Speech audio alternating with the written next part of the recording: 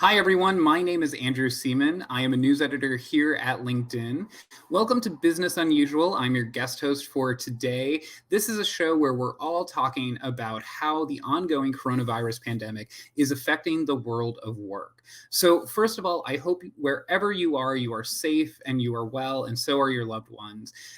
Today, we're going to be talking about what to do after a layoff or furlough. So, I hope you'll jump into the comments, talk with each other, submit your questions, and be sure to engage with each other. One thing that I talk about a lot on the show that I host on Fridays from my profile is to interact with each other, connect with people who maybe are in your industry or are even in your general area, network with them. Maybe you can share job searching tips or leads with each other. So be sure to connect. But today, like I said, we're going to be talking about layoffs and furloughs, which are a very unfortunate side effect of the ongoing pandemic that is happening in the ecosystem right now due to the coronavirus pandemic. In the United States alone, we have over 33 million people who have been left out of work because of job losses due to the economic downturn. So we're going to be talking a little bit about how to manage what to do after that. And then on top of that, we're going to be taking your questions. So be sure to put your questions into the stream. We have two amazing guests today. And before we start, I want to welcome the people who are joining the stream from all over the world. We have Karina from Miami, we have Lewis from London, Helen from Vancouver, and Walter from Canada. So thank you for joining the stream, and let's get into the conversation. So first off, I want to welcome Dory Clark, who has been named one of the top 50 business thinkers in the world.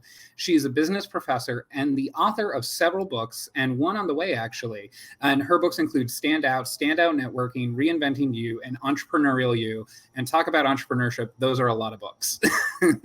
Thank you, Andrew. It's great to be here.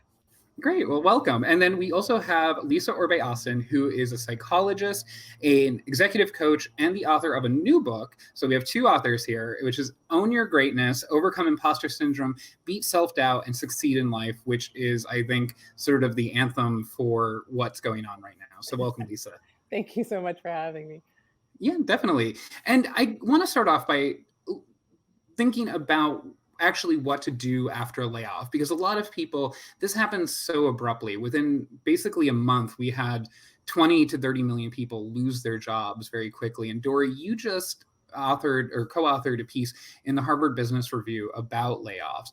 And I was wondering if you could talk a little bit about what you say in there, and also tell us a little bit about your own experience, because you mentioned that in the piece. Yeah, thank you, Andrew. So I definitely have personal experience with being laid off. I actually had the misfortune of losing my first job. I was a newspaper reporter in Boston, and I was laid off on Monday, September 10th, 2001. And I woke up the next morning and I said, okay, I'm going to start my job search. And of course, it was a pretty terrible day to start a job search because me being unemployed was the least of anybody's problems that day. So I was not laid off because of 9/11, but I was laid off into the midst of 9/11 and the economic uncertainty surrounding it. So I have a lot of empathy for people who are going through layoffs right now. And as you mentioned, I just did a piece last week for Harvard Business Review with my colleague, David Lansfield. And we talked about some of the strategies that people can use amidst a layoff, but just to name a couple, and we can certainly go into more depth about it.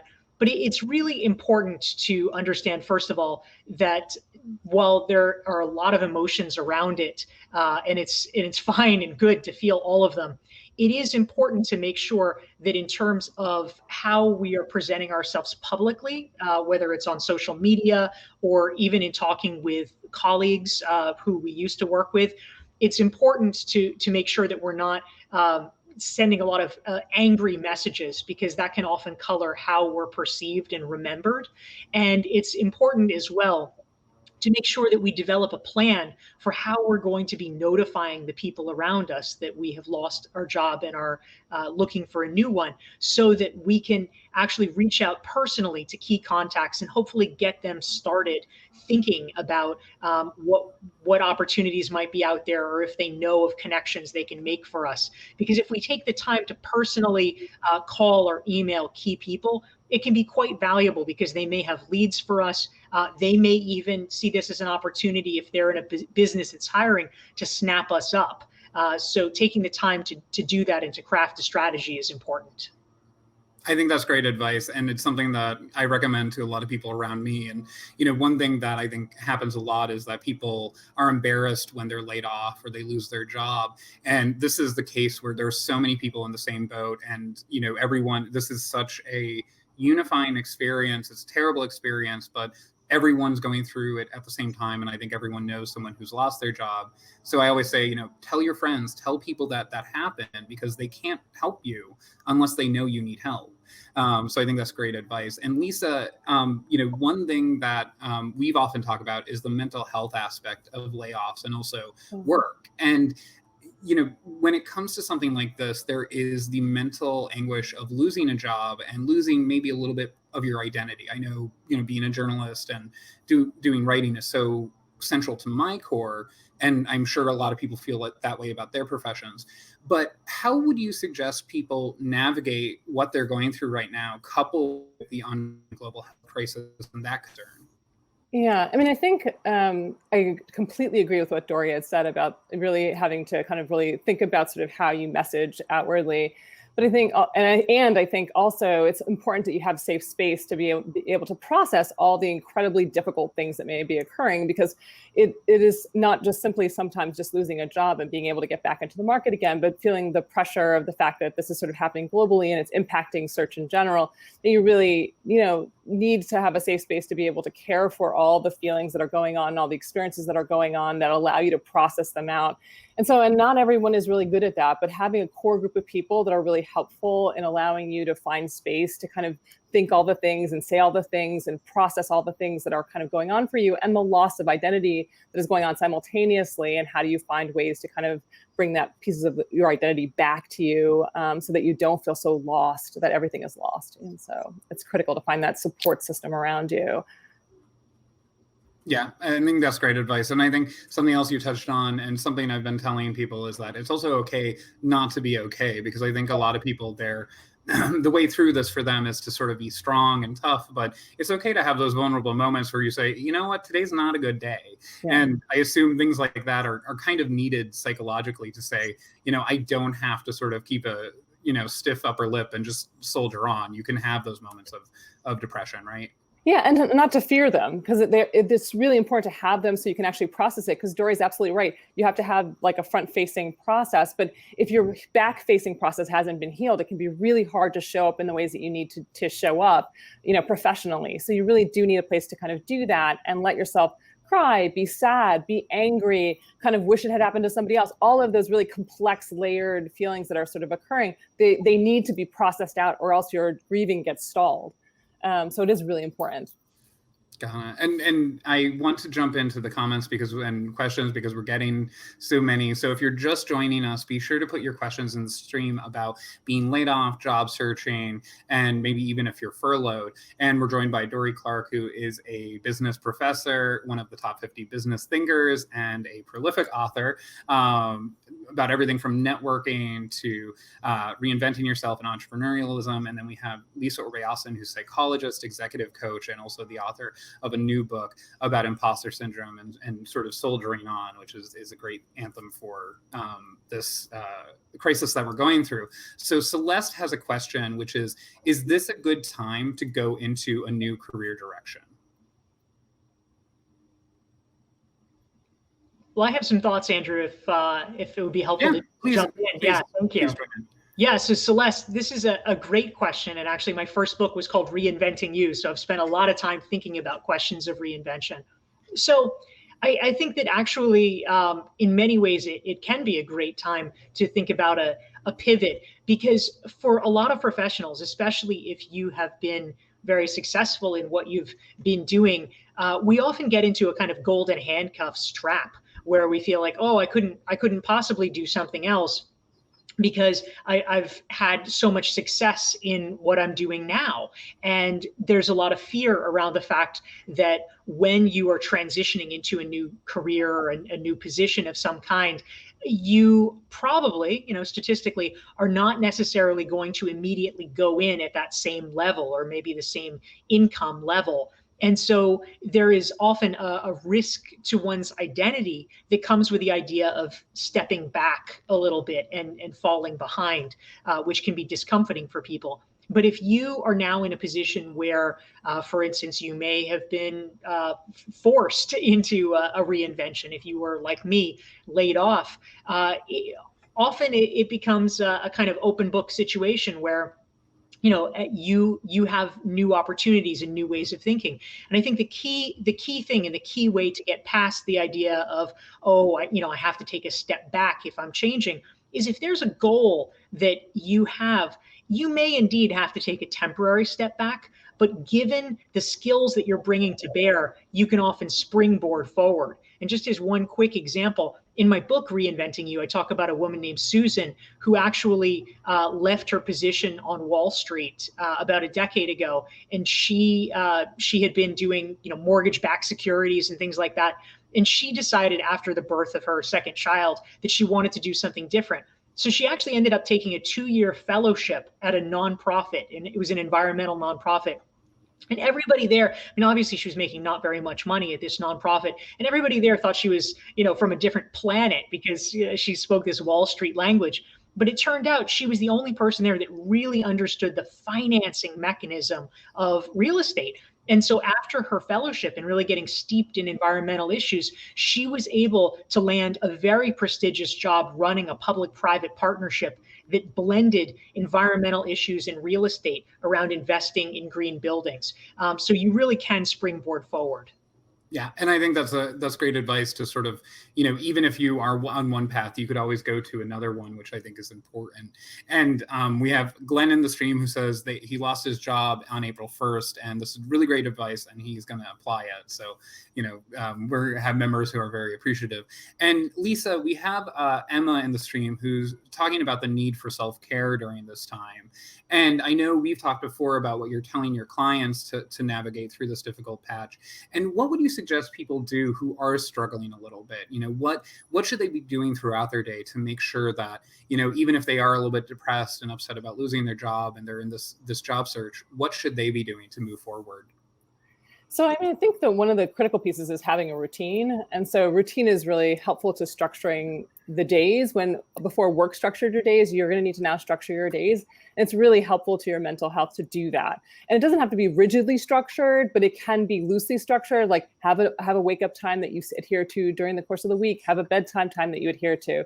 So have a process that is pretty kind of consistent along the day and that what's happening throughout your day.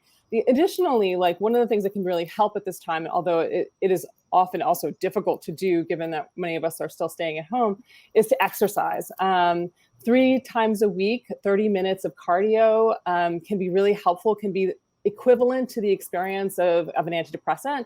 So it's really important to kind of bring exercise back, bring self-care and mindfulness routines, especially when a lot of the feelings can be sort of anticipatory about what may be happening. It's so important to stay present, and mindfulness activities can really be helpful in that process. So breathing, yoga, meditation, all of those things are really critically important to bring back into your routine to stabilize your process. The key is to bring structure and stabilization to your weeks.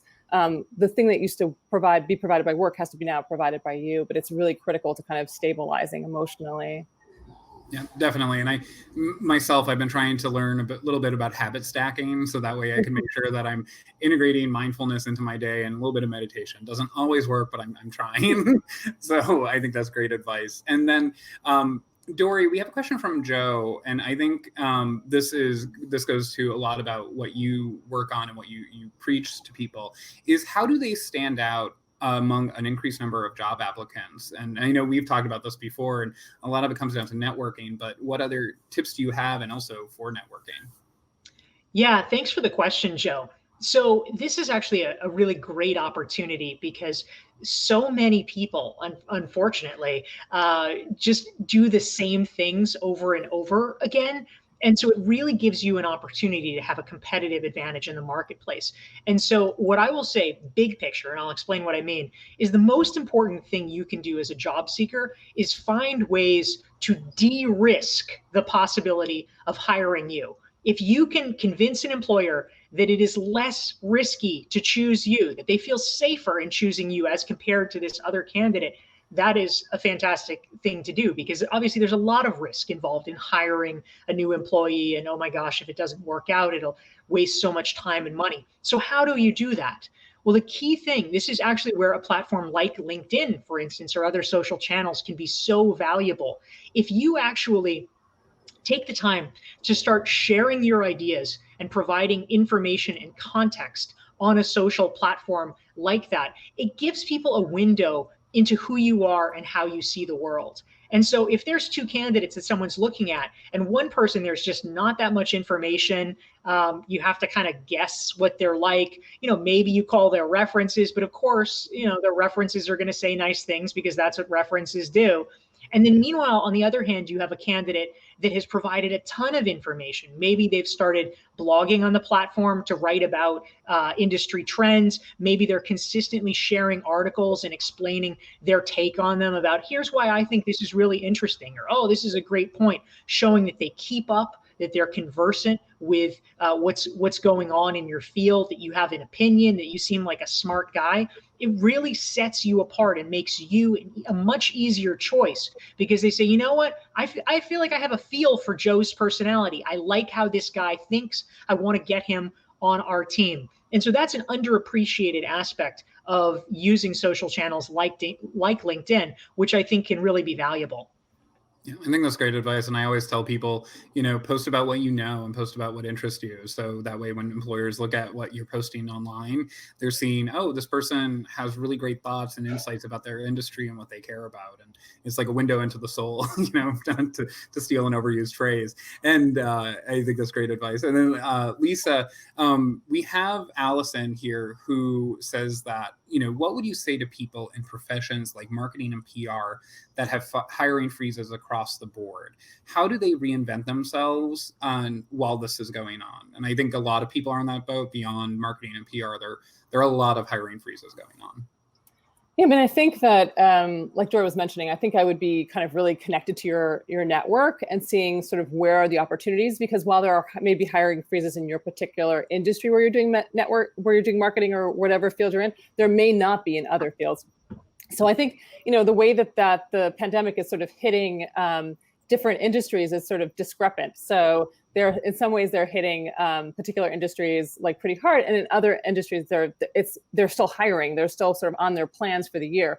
So I do think it's important to kind of be able to take temperatures and consider what other industries may be hiring and where there may be opportunity, and to not believe that this is sort of hitting everyone globally the same, because it really isn't. So it's looking for the opportunities and reaching out to your network to see where they might know of opportunities happening. So. I think that's great advice. And, informational interviews, I don't think their value can be oversold.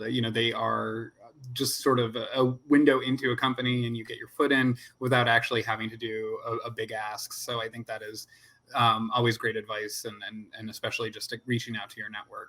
And, we have so many questions coming in. And again, I just want to say to the members out there, we have two great guests today talking about what to do if you're laid off or furloughed. So be sure to put your questions into the stream. And I want to talk a little bit about something I think both of you would know, and maybe Dory, if you want to go first, is how do you market yourself on LinkedIn? I think you talked a little bit about that, about posting, but you both have significant presences on the platform. So how would you go about, as a job seeker, getting your name out there and creating that presence?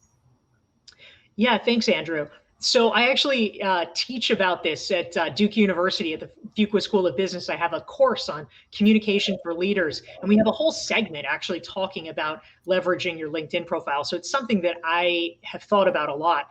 And I think one super low-hanging fruit, and I'm hoping that everybody who's watching this has done it, but if not, do this now, right after you finish watching this segment, is I feel like a very underutilized and underappreciated part of your LinkedIn profile is your summary section, your about section, because this is literally one of the very few places on the entire internet where you have the opportunity in free form verse to say exactly who you are and exactly how you would like to be seen by the world. And yet so many people's profile, they don't even bother to fill in the summary section. They just, they'll have the kind of resume bullet points. But if you can actually write a thoughtful paragraph or two explaining your arc, here's who I am, here's what I've done, here's what I'm aiming toward, really gives people a sense of your personality and your intentions and your goals, which I think is very, very powerful. So I would be sure to use that and to put thought into it. And the second thing that I'll mention, which is actually a newer feature on LinkedIn, I mean, newer like in the past few weeks, is that there's something that many people have not yet taken advantage of, which is the featured section. And so right up at the top, near the top of your profile, there's now the ability to have featured content. And so if you have written articles or blog posts or some kind of external asset, maybe there's a video that you're in on YouTube that shows you speaking, you can actually have that up at the top so that people can see in one place, like, here's my best stuff, here's my portfolio. And that's a wonderful thing to link to so that you're guiding people to the most appropriate resources so they can really learn more about who you are. Yeah, definitely. And in fact, I update my featured section every week when I publish a new newsletter. So I have to remind myself to do that, but it's a great spot to sort of for people to find those. And Lisa, like I said, you have a great presence on LinkedIn too. What would you suggest to people to get their name out there? I would suggest offering value. So, I mean, I think oftentimes we think of experts as people, who have reached the nth degree of their career, but everyone has expertise. And I think it's important to think about what is your expertise, what are the things you know about, what are the things you can share about. People find it valuable. So thinking about writing articles, using the articles feature on LinkedIn, posting, actually sharing an article, and then actually telling us a little bit about what's inside the article, why you liked it, asking a question, engaging your audience, like engaging your contacts, like really building a presence of value that people know if you post something, there's going to be something worth kind of noting and kind of attending to, and then engaging with the people who respond to you, sort of building sort of community around that. So I think that's incredibly helpful. I think people don't use it enough or value the opportunities to kind of engage audience and kind of create content or really be able to kind of share content that they feel is really valuable.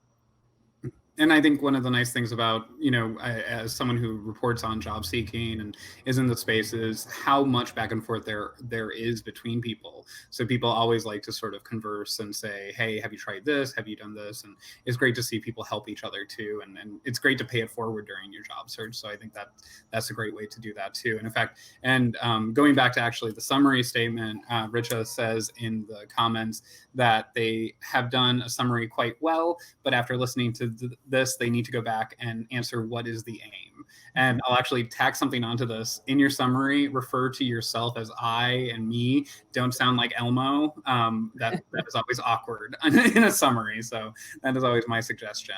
And this is something else that it has been really prevalent and also in terms of questions, and then also very common right now, which is what is your advice to early career professionals? So there might be people who've been in the job market for a year or two, or maybe they're graduating seniors and they've literally had the rug pulled out from under them. They thought they were going into a great job market, and within just 2 months, things disintegrated.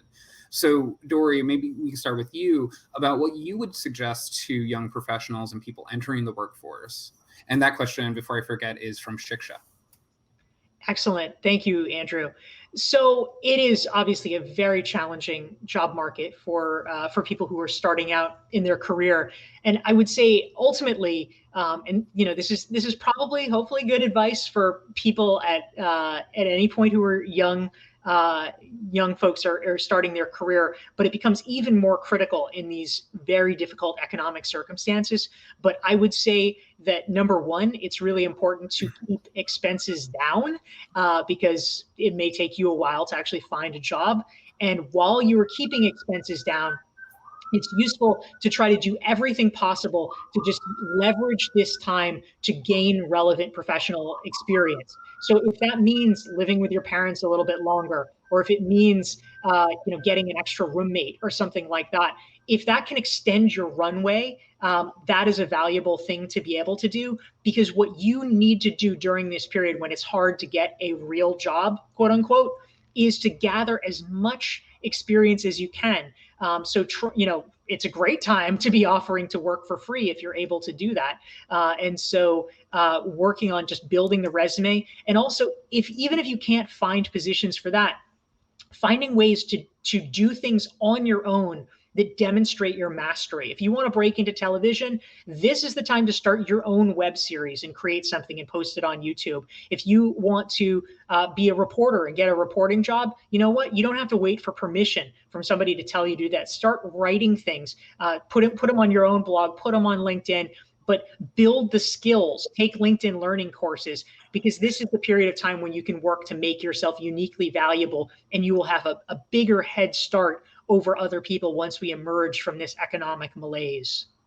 And Lisa, what do you think early career professionals should do? Because especially, I think from what I've heard, and I've talked to a few people, is there's a lot of anger in this age group because things have disintegrated so quickly.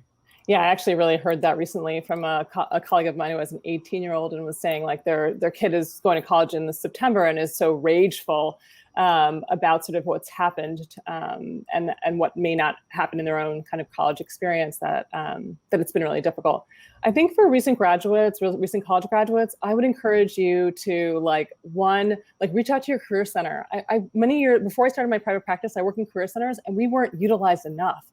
We were often thinking about how do we get more people into the center? How do we get more people using our resources? We had so many resources and people just didn't really sort of know and see them. So really reach out to your career centers. They often have job boards. They often have inside information about people hiring that typically hire from their pool. They often have all kinds of career transition resources, testing, all these things, either free or low cost, even for alum. So use your career centers and use them well. Get feedback, get advice about interviewing, use them. And the other thing I would suggest, is that, we were talking earlier, Dory was mentioning about sort of de-risking your employment. One of the things that de-risks employment is sort of cost. And so you are likely going to be one of the most inexpensive hires. So really being able to understand you still have value, you still can get jobs, don't put yourself out of the market. Remember that oftentimes people are looking to hire great talent for lower cost. So thinking about sort of entry-level positions still are there and opening. So don't pull yourself out of the market. And the third thing I would say is I do this exercise with my clients a lot. It's called the angry letter. And I love this exercise. And it's an exercise where you have to identify the person or the thing that you're angry with and write an expansive, handwritten, emotional, emotive, you say whatever you want, stream of consciousness, and you say it till you're done. So sometimes the letter is 7, 8, 12, 15 pages long, double-sided. And then at the end, you have to write a forgiveness. You're not finished with the letter till you write the line of forgiveness. And so you have to write a line of forgiveness around sort of letting it go and kind of being able to move on, but you don't finish the letter until that happens. And then you read the letter to somebody else who will witness the pain. And then you read it and then you destroy the letter in some way. And so it's a really helpful mechanism for sort of feeling you can kind of fully express all of the anger and then have somebody witness it and then sort of let go to be able to move to another place. It's to steal a Seinfeld term, is the airing of grievances, where you sort of need to get it out and let it go, and and it's completion, right? Yes, exactly. And actually, Lisa, one thing that I hope you could talk to too, and I think we've talked about this in the past, is time management. Carl says that how should one segment their daily schedule to handle all these activities? I've always struggled with time management. So, I think you probably know my favorite technique, which I talk about all the time, which is the Pomodoro Technique. I love it so much. It was created to kind of help people with ADD manage tasks a bit effectively. It's such a great book. Such a great technique, but my favorite book is the Pomodoro Illustrated. It's a workbook. And so it teaches you the technique while you do it. And it's fantastic to really help you to understand the technique. It's a really simple technique where you use 25-minute blocks of time and you take a 5-minute break in between. And you set the intention for the day for how many you will complete. Then you take a bigger break after you do 4. but it's incredibly effective. All of my clients use it.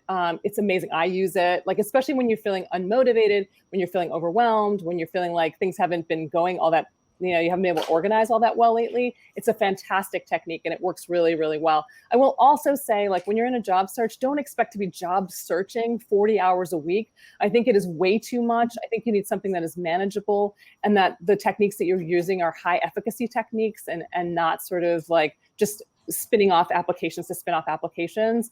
So I think it's really important to kind of think about how do you use your time and how to use it efficiently and effectively.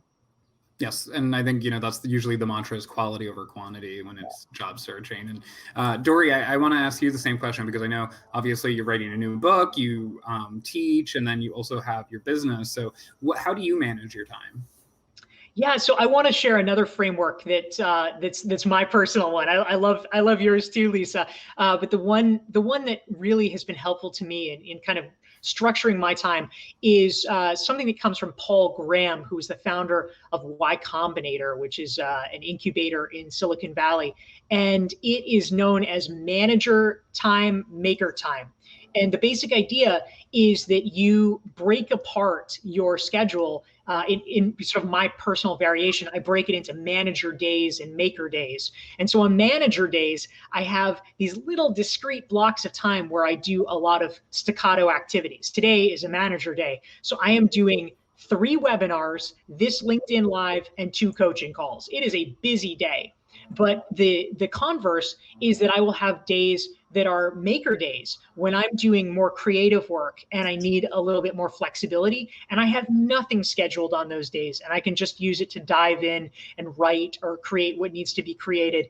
And it gives me the flexibility to really get into the flow state. That's great advice. And actually, I wrote both of those down. I know, Lisa, we've talked about the Pomodoro effect, strategy before. So I'm going to try the Pomodoro Illustrated, and I will look up manager time, maker time, because this is something that I desperately need help with. So thank you. And, we only have a few bits left, but, I want to ask both of you if you have any sort of last advice for people who have been laid off or furloughed. And Dory, do you want to go first? Yeah, absolutely. Thanks, Andrew. And thanks for having me on. The first thing that I'll mention is, and this applies to Lisa too, so if you are interested in learning more tips and strategies, please go ahead. You're on LinkedIn now, obviously. Open a new window and you can follow me on LinkedIn. You can follow Lisa and Andrew, all the triumvirate of thinkers here on LinkedIn. Click follow. I also have a newsletter where every week I share updates and tips that can hopefully be helpful to you in your career. And you can go to it directly at doryclark.com/LinkedIn and hit subscribe. So hopefully those will be helpful resources as well. But mostly I will say that this is the period where more and more, because so many people unfortunately are in this situation facing layoffs or unemployment, this is the time when you really can disproportionately distinguish yourself if you take the extra effort, as you're doing now by watching this, to stand out. So start creating content and sharing it regularly on LinkedIn. And also, my number one tip is to reactivate dormant ties. People that you know in the past that maybe you haven't talked to in a while, because those are often people that have gone off in different directions, but they know you, they like you, they trust you, and they're often willing to help you. So just check in, say hi, reconnect, and reinvigorate the relationship. Wonderful advice. And Lisa? Well, I also have a newsletter. My newsletter is called The Dynamic Transition on LinkedIn. So it's all about career transition, job search, finding how to deal with your imposter syndrome. So it's all about those different, and I have a couple different posts recently. I think that probably would be helpful. Was one on micro habits, on how to get started on things you don't want to do. And there's another one on relational versus transactional networking, about sort of how to engage somebody in a way that's much more relational, less transactional, which I think is super important in the process. I would say, build community, have community around you, different types of community, clearly like community that's professional and like mentors and people who are really good at connecting and making those relationships, and having a personal community where you can also, be stressed out, be scared, be sad, and have them also be able to take care of you. And if those people you're going to have to specially choose, because not everyone, even the people who are closest to you, fit those roles very well. But I think you really want to think about who in your world and life can support you in those two different realms. And actually, there's probably a lot of different realms, but those two specifically right now. and thinking about like where they are and who they are and what cadence you're going to reach out to them, how they will hold you accountable, how they will allow you to just be yourself, like thinking about how you use your community and how you support your community also relationally as well, because oftentimes we think, and we're in a search, we're taking. No, there's a lot of ways to also give even when you're in a search. So thinking about sort of how you kind of work with your community to kind of build. Yes, I think that's great networking advice, and then sort of self-care is creating those connections. So thank you both so much. And for all of you out there, I hope you follow Dory and I hope you follow Lisa, and be sure to subscribe to their newsletters. And I hope you come back for this show every day. And if you like this conversation, I host similar ones on Fridays from my profile. So you could give me a follow and you'll get notified when I go live to have job seeking conversations. And I hope you stay safe out there. As I always tell people, you can only job search and you can only be a good candidate if you're healthy. So follow the World Health Organization advice and all the local government guidelines that are applicable to you.